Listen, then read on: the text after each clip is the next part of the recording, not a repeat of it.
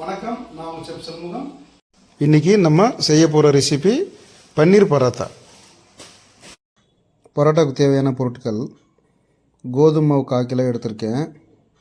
அதில் தண்ணி 125 ml எடுத்திருப்பேன்.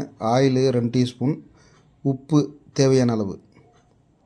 வாங்க மிக்ஸ் பண்ணிக்குவோம். இந்த மாதிரி பவுலில் போட்டு பாருங்கள், தண்ணி நான் அளவோடு ஊற்றிருப்பேன். இது கரெக்டாக இருக்கும். உங்களுக்கு கரெக்டாக மிக்ஸ் பண்ணி பார்த்தீங்கன்னா கரெக்டாக சாஃப்டாக வந்துடும். தண்ணி அதிகமாகவும் ஆகாது, கம்மியாகவும் ஆகாது. இந்த பதத்துக்கு வந்துடுங்க. பாருங்கள், சாஃப்டாக இருக்குது. இதை மூடி வச்சுருவோம். வாங்க மசாலா ரெடி பண்ணிக்குவோம். மசாலாவுக்கு தேவையான பொருட்கள்: பன்னீர், சீரகம், உப்பு, எண்ணெய், வெங்காயம், பச்சை மிளகாய், இஞ்சி, கொத்தமல்லி இலை, சாட் மசாலா, சீரகத்தூள், காஷ்மீரி மிளகாய்த்தூள், மஞ்சள் தூள். வாங்க இப்போ மிக்ஸ் பண்ணிக்குவோம். பன்னீர், இஞ்சி, பச்சை மிளகாய், மல்லித்தலை, வெங்காயம், chaat masala, Kashmiri chilli powder, jeera powder, turmeric powder போட்டுக்குவோம். தேவையான சால்ட்டு மிக்ஸ் பண்ணிக்குவோம். இப்போ இந்த மாதிரி நல்லா மிக்ஸ் பண்ணிக்குவோம். உருண்டை பதத்துக்கு வர்ற மாதிரி இந்த மாதிரி. இப்போது இந்த மாவை உருண்டை பிடிச்சிக்குவோம். இந்த மாதிரி 2 விரலுக்கு நடுவில் இந்த மாதிரி பண்ணோம்னா கரெக்டாக எல்லா உருண்டையும் ஒரே சைஸில் வந்துடும். இந்த மாதிரி 2 விரலுக்கு நடுவில் போட்டு இந்த மாதிரி பண்ணிக்கோங்க.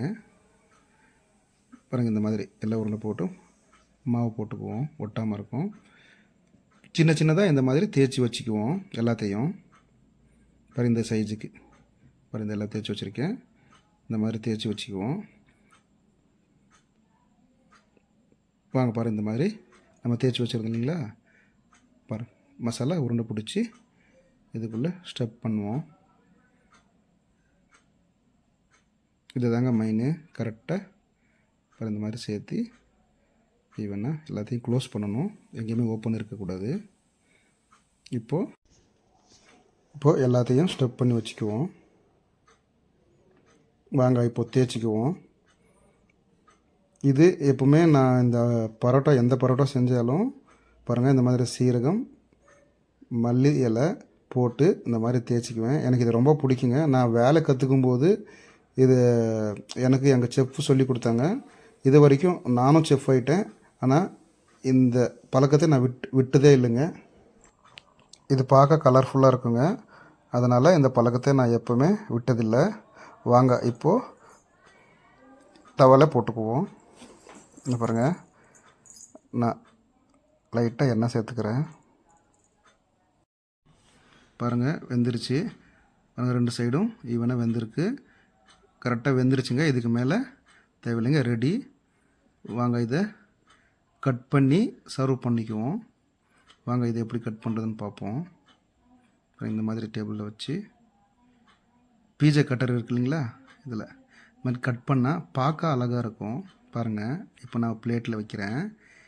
எப்படி இருக்குன்னு பாருங்கள். இது பாருங்கள், அழகாக இருக்கும்.